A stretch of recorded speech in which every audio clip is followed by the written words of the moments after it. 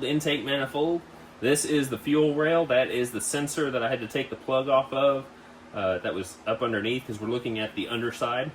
So the injectors actually go in these holes. This is that actuator that tends to fail, and the actuator arm that attaches to the fin knuckle right there that actually makes these fins move. Since this is something I'm going to replace, it really doesn't matter if I move them or not, but you can kind of see how those fins operate. And you can also see a bunch of carbon buildup inside this intake. Now, I cleaned this, but I didn't go like super in-depth cleaning, which there may be some buildup inside this intake, which does happen. But anything that you do not see on the new intake has to come off the old intake and put on the new one. So this fuel rail I'm going to have to take off.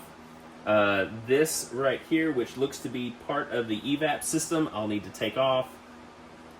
And the throttle body, of course, this will be put on the new one because I have a new one.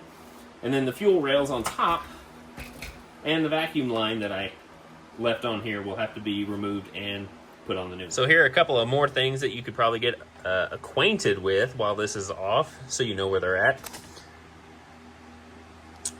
This right here is the thermostat housing. Now, you do not need to get the air intake off to get to that. You can just remove the alternator to replace this, because I did have a leak from that once. Got it replaced. This is the oil filter canister housing. And then the oil cooler, that silver thing that you see, it's attached to it. So these are water lines that run in front.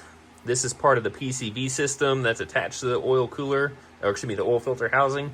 Yeah, so these are troublesome parts that you'll need to replace at one time or another. I had a leak coming from this, and I had a leak coming from this. And then the timing and stuff is over here underneath this cap, as well as the lower cap down there. And yeah, you'll need to replace the timing belt and water pump in that, if that ever comes up, which I have also done. So I have replaced just about everything on this car except for the internals. And then another thing you'll need to watch out for is the cam follower that's behind this high pressure fuel pump. So if you have one of these cars, the FSI motor especially, this